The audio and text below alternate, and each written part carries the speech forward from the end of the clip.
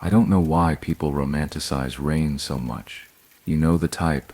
Oh, the rain helps me sleep. It's so calming. Yeah, not for me. For me, it's just static.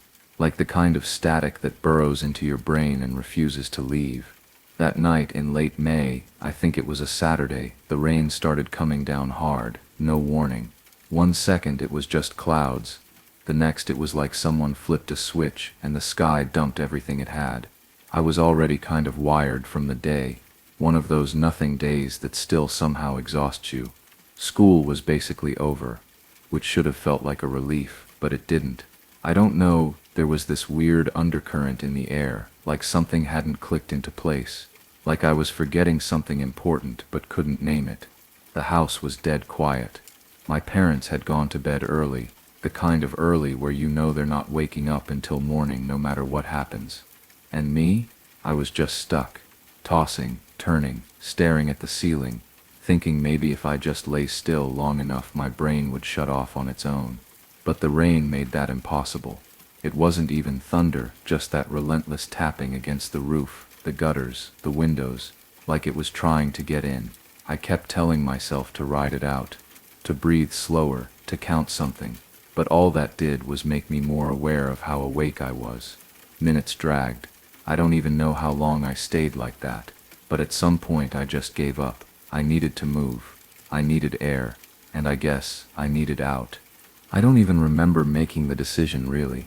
One second I was lying in bed, wide-eyed and restless, and the next I was pulling on my jacket and unlatching the front door as quietly as I could. It wasn't like a big dramatic move or anything, just this quiet need to do something, to get out of my head for a bit. I've done it before, late walks, mostly when my chest starts feeling tight, or when the silence inside becomes louder than the noise outside. My parents don't exactly love the idea, but over time they stopped arguing. I think they figured as long as I came back and didn't end up in a hospital, it was fine. I left my phone behind on purpose. I know myself, once I see that screen glow, I'm up for the rest of the night. The jacket I grabbed wasn't even fully waterproof. Didn't care, I just needed space. And honestly, I didn't think twice about the rain. At that hour, Crest Hill's streets are like empty movie sets. Still, lit, familiar. The sidewalks are wide, the trees are evenly spaced, and there's this kind of quiet that feels designed, like the kind of quiet that should be peaceful. The park's just a block down from our house, practically an extension of our backyard. Lit up like always. Empty like always. I didn't have a route or goal, just walked. Let the sound of wet leaves and soft footsteps pull me along. The rain kept coming down, but not hard enough to hurt, just enough to blur the edges of everything. It felt safe. I mean, it had always felt safe. But I don't know. That night, something about it felt off, even before anything actually happened. I must have been walking for 20, maybe 30 minutes by then, long enough for my legs to loosen up, and my mind to start unraveling a little. Not in a bad way, just that quiet drift where things feel muted, the kind of mental static you only get when everything's soaked and half asleep. I let the rain hit me, didn't bother adjusting my hood. Honestly, I liked the feeling. Cold enough to be real, soft enough not to sting. The park lights stretched out ahead of me, those old-fashioned street lamps with that burnt orange glow that makes everything look like it's underwater. It was calming, kind of eerie, but familiar, at least at first. But the longer I stayed out, the more I started noticing the wrongness in it. It wasn't just the absence of people, it was the absence of anything. No car sounds, no late-night dog walkers, no house lights flickering through windows. Nothing, just trees, rain, and that deep hollow quiet that somehow felt louder than noise.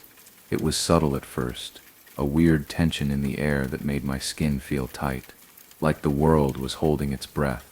I told myself I was being dramatic, that I was just tired, but deep down, I knew something felt wrong. Then I saw it. At the far end of the street that cuts across the park trail, something was lying there, a shape, just barely visible under the haze and rain, black, long, motionless. At first I thought it was trash, a garbage bag maybe, dragged out by the wind. but even from a distance, I could tell the proportions weren't right. It wasn't rounded or torn or crumpled. It was deliberate. And the longer I looked, the less certain I became about what I was actually seeing. It happened just as I stepped off the paved trail and onto the grass leading toward the street. My foot slid on something soft and slick, and for a second I thought I'd just hit a wet leaf or some trash washed out by the rain. But when I looked down, I saw it. A wallet, swollen and drenched, lying half open like it had been there a while. I should have ignored it. Anyone else probably would have. But something about it caught me, not curiosity, exactly, more like a reflex. I crouched down, fingers cold and shaking a little, and picked it up. It was heavier than I expected. Rain had soaked through every layer, and the leather, if it even was leather, felt like sponge. I opened it. I don't even know what I was hoping to find. A name? A photo that made it feel normal. But what I found just made things worse. There were IDs inside, at least 3 of them. All different names, all local. But the photos, every single one, had been scratched out. Like really scratched out. Deep gouges, like someone had gone over them again and again, until nothing was left but a pale void. It wasn't natural wear. It wasn't weather damage. It was deliberate. The cards were warped, like they'd been bent and shoved back in too hard. Then I noticed something small and metallic wedged into one of the folds. A key, rusted at the edge, like it had seen years of use before being forgotten. And behind it, folded tightly, a torn scrap of paper, an address, written in red ink, shaky and smudged but still readable. And the worst part, that address, it was only a few blocks from where I was standing. Maybe less. I'd gotten maybe 20 steps closer to that shape in the street when it happened. Out of nowhere, cutting clean through the steady thrum of rain, came this sound. I still don't know what to call it. Not a scream, not a growl, more like both. A screech that rose too fast and cracked midway through like something trying to sound bigger than it was. Like it didn't know what kind of sound it was supposed to make. It didn't sound human, but it didn't sound like any animal I've ever heard either. Not a dog, not a fox, not an owl. It had this brittle, broken quality to it. Almost mechanical, but too raw to be anything man-made. It came from behind me, somewhere deeper in the park, off the trail and into the trees. My whole body went tight, like every muscle forgot what it was supposed to do. I turned around slow, almost afraid I'd actually see something. But there was nothing, just the same layers of shadow, the same wet branches shifting in the wind. The lamps didn't reach that far into the trees, just dark, and more dark. I stood there frozen for maybe a few seconds, trying to reason with myself, telling myself it was probably some bird caught in something, or maybe a fox fighting another, something explainable, something boring. But that didn't sit right either. It didn't feel random. It felt timed, like that sound was meant to interrupt me. And the worst part, it didn't come again. Whatever it was, it made that one awful cry, and then just stopped, which somehow felt more wrong than if it had kept going. I didn't even realize how long I'd been staring into the trees until I turned back toward the street, and that's when everything cracked. The shape, that long black form I'd been fixated on, wasn't lying there anymore. He was upright now, sitting, legs folded under him like he'd just decided to meditate in the middle of the road, back ramrod straight, like he hadn't just been soaked in rain for who knows how long, like he was comfortable. The light from the nearest lamp hit his face at an angle that made it hard to read. I couldn't make out the features clearly, just the outline of him. Still, too still. I don't know how long we stared at each other, if he was even looking at me, but it felt like he was, not just seeing me, watching me, measuring. And then, without any kind of warning, he moved, just stood up in one fluid motion. No stagger, no stiffness, no sign that he'd been lying there soaked and motionless. Just up, like a puppet someone had finally decided to animate. That's when I noticed it. His hand. It was low by his side at first, but as he stood, it swung forward just enough to catch the light. Metal, thin, a blade. Looked like a kitchen knife, though I didn't get the clearest view. Honestly, I didn't need one. Something about the way he held it, casual, like it belonged there, that was enough. That was the moment everything in me flipped. Fight or flight, there was no question. I turned and ran. I didn't think, didn't check if he was following. I just moved like my life depended on it. Because deep down I was pretty sure it did. I didn't stop to see if he was coming after me. I couldn't. My legs just moved, faster than I thought I could manage. Every muscle in my body screamed, but I pushed through it because I honestly believed that if I slowed down even for a second, that knife would be in my back. Or worse, I knew better than to head straight home. The last thing I wanted was to lead whatever that was to my front door. I don't even think it was a full thought, just instinct. I veered toward the trees instead, straight into the densest part of Crest Hill where the light doesn't quite reach and the ground turns soft and uneven. The rain hadn't let up. If anything, it felt heavier under the canopy. Every leaf dripped, every branch hissed as water rolled off. My shoes were slipping in the mud, and the cold had finally started to sink into my skin, but I couldn't feel any of it properly. My chest was caving in, my throat was raw, and my vision started doing that tunneling thing like when you're about to pass out. Eventually I dropped behind a thick tree near the park's edge. Just collapsed there, trying not to make a sound, even though I could barely control my breathing. My jacket clung to me, waterlogged and useless. I crouched there, shaking, feeling like the trees were pressing in. I don't know how long I stayed. I didn't hear footsteps, didn't see movement. Just rain. Over and over, just rain. When I finally pulled myself up, I didn't take the same path back. I looped around the far side of the neighborhood, cutting through alleys I barely remembered. No sign of him, no sign of anyone, just wet streets and silence that didn't feel safe anymore. It's weird how some memories from when you're a kid just stick. Not every detail, just fragments. Little pieces that stayed sharp while everything else got blurry. That day, it's one of those. The rain hadn't let up since sunrise. The kind of downpour that turns sidewalks into rivers and makes the whole world smell like wet pavement and rotting leaves. I was in 3rd grade, Eastbridge Elementary. My dad picked me up that afternoon, umbrella snapping in the wind, and by the time we got home my socks were already soaked through my shoes. Not that it mattered. He and my mom didn't stay long. They had some upscale thing that night. A fundraiser or a dinner, something important. At the time, I didn't really care what it was. They changed clothes, reminded me about the usual stuff.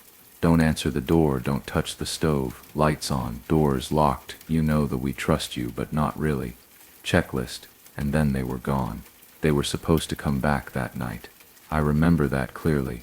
But the storm had other plans. It got worse, like tree bending, window rattling worse. I got a call on the house phone later that evening. My mom's voice was tight and apologetic. All were so sorry and will be back first thing in the morning. I think they ended up staying at a colleague's place or something, somewhere closer to the event. Honestly, at the time, I wasn't even worried. I mean, I was a kid, sure, but I didn't feel scared. If anything, it felt like I was being handed this unexpected gift. A whole night with the house to myself. No bedtime, no vegetables. Just me and the rain. I didn't know it would end up being one of the most unsettling nights of my life. They'd gone through the checklist before leaving, like parents do. My mom was always big on routines, especially during storms. Lock the doors, close the blinds, leave a light on in the hallway. She said it like a spell, like if I followed it word for word, nothing could go wrong. And I meant to. I really did. But I was 8, maybe 9, and the house felt more like a playground than a responsibility. It was coming down hard outside. That kind of rain where you can't even see past the porch. Everything felt sealed off, like the rest of the world was behind a wall of noise. It gave me this weird sense of safety, like if something bad was out there, it couldn't possibly make it through that storm. I set up camp on the family room couch. Blankets piled up, cartoons humming in the background, and a party-sized bag of sour candy I found buried behind some cereal boxes in the pantry, probably from Halloween. It was the kind of sugar binge you only go for when no one's watching, and trust me, I went for it. I remember thinking I'd do all the checklist stuff right before bed. That was the plan. I'd sweep the house, lock things up, then fall asleep like a responsible little adult. But plans don't mean much when your blood sugar crashes. I must have knocked out hard, because when I came to, the TV had turned itself off. The screen was black. The room was dim and quiet. That's what hit me first. The storm was still going, sure, but inside the house, something about the quiet felt wrong. And it wasn't just quiet, it was cold. Not normal nighttime cold. It was like the kind of cold that seeps into your skin and makes everything feel still, like the house was holding its breath. I didn't move for a while. Just laid there on the couch, staring at the dark TV screen like it might turn itself back on and explain what was bothering me. But of course it didn't. Eventually I peeled myself up and decided it was time to actually do what I should have done hours ago. The list came back to me in pieces. Lock the doors, check the windows, draw the blinds, leave a light on. I moved slowly, like my body didn't really want to follow through, like something in me was already resisting. The back door was locked. The windows were all shut, every single one. I even twisted the latches to double check, like maybe they'd been nudged open somehow. But no. Everything was secure. That should have been reassuring. I kept telling myself that. It's locked, it's sealed, nothing's wrong. But it didn't help. If anything, it made things worse. The temperature inside the house felt off, not cold like a draft, cold like an absence, like the warmth had been replaced by something else entirely. I pressed my hand against the kitchen window, then the one in the hallway, then the one by the front door. Nothing was cracked, nothing was open. I was just standing there, barefoot, trying to make sense of a house that suddenly didn't feel like mine anymore. The air felt thick, like it had weight, not just cold but heavy, like I was walking underwater. And it wasn't just my skin reacting. It was deeper than that. The kind of discomfort you can't name. Like something was just off. Like something was waiting. I didn't know what, but every step I took made the feeling worse. It was the kind of silence that dares you to break it. I was halfway up the stairs when I froze. It wasn't anything dramatic. No loud bang or glass breaking, just this tiny mechanical sound beneath the layers of rain. It barely registered at first. But then it came again. Faint, careful, metal on metal. A shift, maybe a click. It reminded me of that sound when someone slowly tests a locked doorknob, like they don't want to make noise but also kind of do. I stopped moving completely. One foot still hanging mid-step. My ears felt sharper all of a sudden, like my body was trying to become something more useful than what it was. I strained to hear it again, just to be sure, but the storm kept talking, wind flinging water sideways against the siding, branches knocking around like clumsy dancers outside the windows. The more I listened, the less I could separate anything real from the rhythm of the rain. I stood there way too long, long enough for my legs to start feeling numb. My brain kept bouncing between go check the door and don't you dare, but I didn't move. I just kept playing it over in my head. That sound, like someone was seeing if the door would open. Maybe it was nothing, a pressure shift, something loose on the porch. I kept telling myself that over and over, convincing myself. That's what I do, rationalize until I'm numb. I didn't check. I couldn't. Not because I wasn't curious, but because I was afraid that checking would make it real, so I kept going upstairs. My heartbeat didn't slow though, not even a little, and to this day I still don't know if I made the right call. By the time I made it upstairs, something in me already knew I wasn't going to sleep that night. The air felt different up there, thicker, more electric. The storm was louder too, like it had followed me to the second floor just to remind me it was still in charge. Every gust of wind made the walls creak a little, like the whole house was breathing unevenly. I stepped into my room and just stood there for a moment. I don't even remember what I was thinking. If I was thinking at all, I think I was just trying to feel normal again. But then lightning lit up the room for maybe half a second, and in that flash I noticed it. The closet door. It was open just a hair, just barely, enough to see the black slice of space between it and the frame. It wasn't wide, but it was wrong. That door was one of those stubborn old ones that never sat right unless you really shoved it closed. Usually, if you didn't press it in hard enough, it bounced back and hung open, obvious and crooked. But this looked like it had been closed, and then opened, nudged, like something had slipped through and forgot to shut it again. I stood there staring at it longer than I care to admit. Lightning came again, and it was still the same. Nothing moved, nothing shifted, but my skin crawled. I tried to tell myself it had just settled weird, that the wind somehow pushed it from the inside, even though logically that doesn't track. But I clung to the explanation anyway, because the alternative was something I really didn't want to sit with, and honestly I still don't. At some point I left my room. I don't remember the decision, just the motion, like my body took over and decided it couldn't be in that space anymore. I think I was walking at first, but by the time I got to the dining room, I was crawling. I slid under the table without even thinking about it, like I had done it 100 times before. It was instinct, like hiding from a thunderstorm when you're little, even if you know the thunder can't reach you. I curled up, knees to chest, trying to fold into the shadows. I kept telling myself I was being dramatic, that everything was fine, but the storm outside had turned into background noise, and inside the house every tiny sound felt amplified. That's when I heard the footsteps.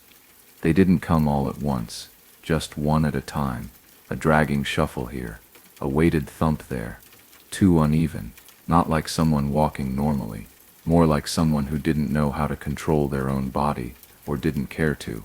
I clung to the idea that it was the house settling, or maybe a branch tapping against a window, but then I saw them, feet, just feet, bare, muddy, discolored, yellowed like something bruised. They stepped into view at the edge of the tablecloth, thin ankles, cuts running up the legs like they'd walked through broken ground. I froze. Every part of me froze. Then they dropped something, a wrench. It clattered to the hardwood, loud enough to echo through my entire skull. I thought for sure that was it, that they'd bend down and see me, but they didn't. They just stood there, perfectly still, and I didn't dare look up. I think they left. I can't say for sure, and that part still eats at me sometimes. I heard the front door open, just a click and a rush of wind, and then I heard it close. But that was it. No footsteps after, no turning of a lock, no final signal that it was really over. I didn't move, not for a long time. I just stayed under the table, legs cramping, every second stretching out like a dare. Like if I shifted too soon, I'd ruin the one chance I had of making it through the night. I don't know how long I was there. Could have been minutes, could have been an hour. Everything started to lose shape after that. Eventually I did come out. I stood up too fast and nearly fell over, but I picked up the wrench, still lying where it had landed, and held it like I'd been told to clean up a mess. I didn't want my parents to find it. That part I remember clearly. I didn't want them to know. I went upstairs, locked my door, curled into bed like I was trying to vanish into the mattress, and I fell asleep. Or maybe passed out. Either way, the next thing I remember is morning light. I didn't tell them, not right away. It took years before I finally said it out loud, and even then, I don't think they fully believed me, or maybe they just didn't want to. I've tried to explain it to myself 1,000 different ways. Maybe it was a squatter. Maybe someone just wandered in off the street. But none of those versions fit quite right. It's like that night exists in a pocket I still haven't reached the bottom of, and maybe I never will. I don't know what exactly snapped in me that day. I just remember standing in my kitchen staring at the wall like it owed me answers.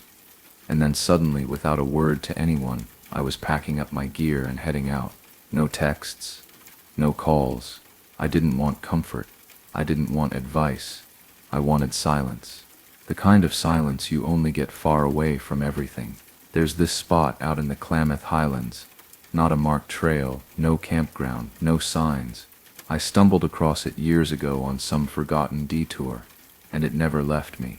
It's nothing special if you looked at it from a map, but in person, it feels like the world just stops. The trees get thicker, the air feels heavier, stiller. The river bends just right so that sound fades before it ever reaches the edge of your hearing. I'd always told myself I'd go back, just didn't expect it to be now. Not like this. The breakup, it wasn't even dramatic. That's what made it worse. Just this slow, dragging unraveling. The kind where you wake up one day and realize you don't recognize your own voice anymore. I needed space to feel what I hadn't been able to feel in months, and maybe a little bit to stop feeling altogether. I figured the rain wouldn't be an issue. In fact, I welcomed it. There's something about the way rain muffles everything that makes it easier to breathe.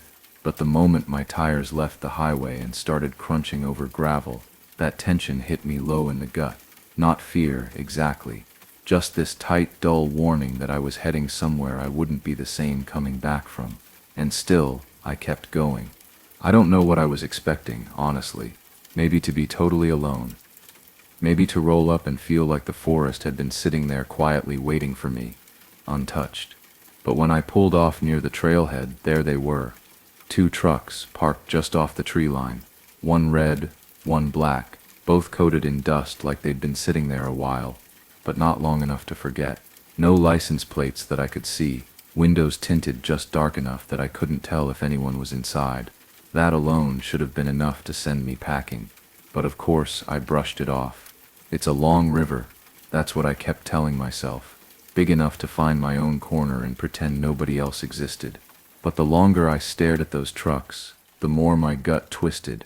I think I was already doing that thing where your brain tries to explain away things your instincts don't like. I started walking down the trail anyway. Not even 5 minutes in, I spotted 2 guys standing along the bank, near a slick patch of river rock. Both of them built like they'd spent their lives outdoors. Heavy boots, beards, oversized jackets. But they weren't fishing. Not really. They were just standing there. One of them noticed me and suddenly yanked part of his coat down over something next to him. No attempt to be subtle, just a quick, awkward motion, followed by a mumbled comment I couldn't quite make out. I nodded, didn't break stride, but even as I passed, I felt their eyes stay on me. Not in a curious way, more like they were tracking something. Maybe I was being paranoid, or maybe my gut knew something my head hadn't caught up to yet. I was just trying to find a dry enough patch to set up camp. The rain had been steady but light, that kind that seeps into everything without you realizing it. The trail dipped a little near the bend, and I figured if I wandered a bit off, I might get lucky and find a spot under thicker canopy. That's when I saw it. The tree was just off to the right. A skinny birch, leaning slightly toward the water like it had given up holding itself upright. At first I thought it was just natural scarring. Some animal maybe, or age. But then I got closer. It wasn't natural. The words were there, plain as day, carved with something sharp but uneven, like someone did it in a hurry or with shaking hands. The bark had peeled back where the knife had dug in, exposing that pale, raw wood underneath. The rain hadn't darkened it yet. It hadn't even had time to flake or settle. It wasn't long, just a few words, enough to freeze me in place. I read it, then read it again, as if somehow the meaning might shift. Like maybe I was misunderstanding what I was looking at. I told myself someone was probably just screwing around. Some bored hunter, some dramatic hiker, maybe even teenagers trying to freak people out. That's what I kept whispering in my head. But the thing is, I'd been here before, years ago. That tree wasn't marked then. I would have remembered. I stood there too long. Long enough for the rain to soak through my jacket collar. Long enough to feel my own heartbeat start to tick louder in my ears.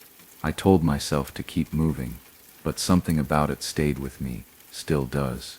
I was sitting on this low rock near the edge of the river, the kind that's smooth from years of water dragging over it, just watching the mist roll over the surface. The rain had slowed to a soft, steady drizzle, enough to blur the outlines of the far side. I thought I was alone again. I wanted to believe I was.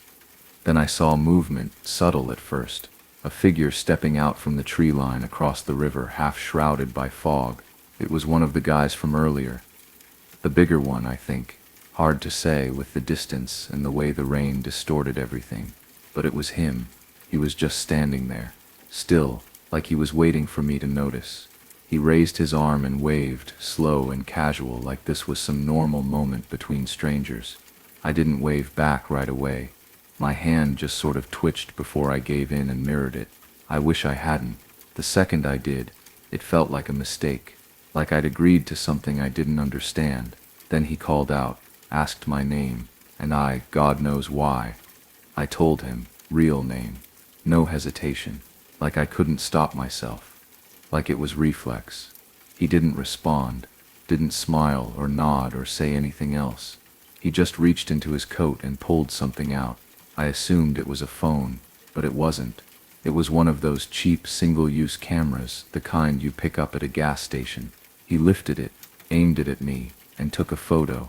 One sharp click, and then he walked back into the trees like none of it meant anything.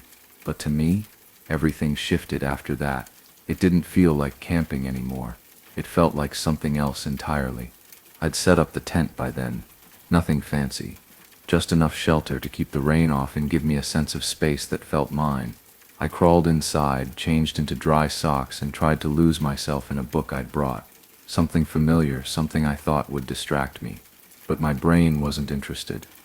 The picture, his voice, that damn camera, it kept looping in my head. The way he said my name, like he was testing how it sounded, like he needed to make sure he heard it right. And why take the picture? Why then? Why me? I tried to convince myself it was harmless, that he was just some weirdo, that people do strange things all the time, but I didn't believe it. I switched to music, then back to silence. Closed my eyes, then opened them again. Rain tapped steady on the nylon above me, but it didn't relax me like it usually did. It felt louder somehow, like it was covering something up. That's when I heard it. At first I thought it was the rain shifting patterns, maybe something dripping off a branch, maybe water pooling and sliding off a rock. But then I noticed it came in steps, soft, uneven, wet footfalls on spongy earth. Not constant, but deliberate, like someone was circling. Moving carefully, I stopped breathing for a second just to listen. There was a pause, then another step. It wasn't runoff.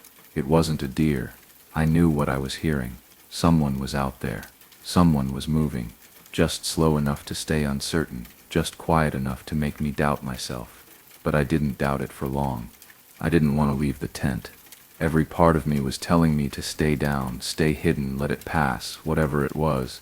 But that steady pattern of movement outside wasn't going away. I knew sitting there in the dark, unarmed, waiting, was worse. I moved slow, careful. My fingers found the flashlight first, then the grip of the pistol.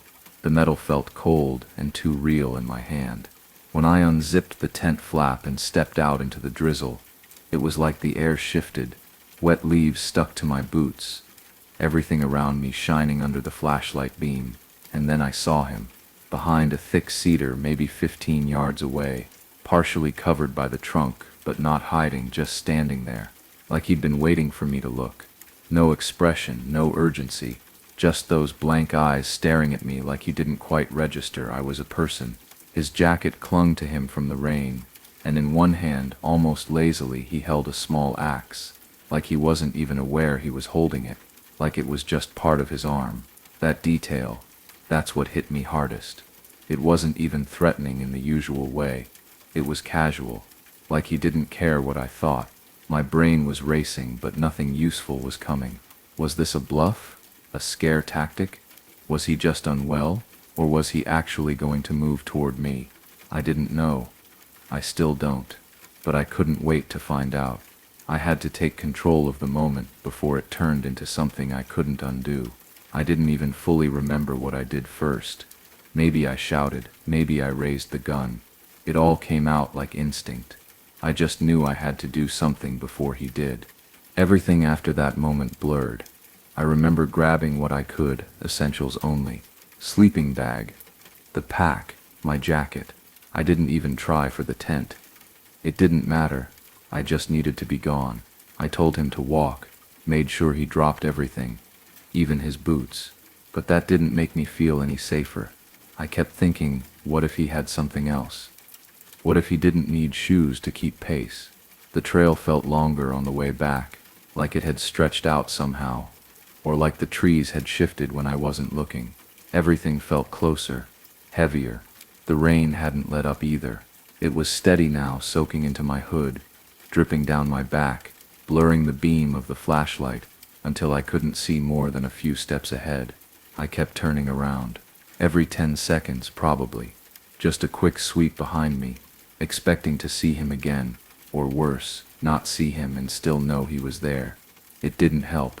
If anything, it made it worse. My nerves were shot. My brain was stuck on a loop. Every sound was him. Every branch snap, every gust of wind. It all pointed back to that one blank face in the woods. By the time I saw the glint of my car's roof through the trees, I felt like I hadn't blinked in hours. Both trucks were still there. Same spots. Same silence. No sign of movement. I didn't stop. Didn't pause to catch my breath. Just threw the gear in, slammed the door, and turned the key hard enough to snap it. Only once I hit the pavement did I really let myself breathe. I called the police when I got a signal, told them everything. Sort of. Enough. But even now, I don't know what happened after. Don't know who he was or what he wanted, and I don't think I want to.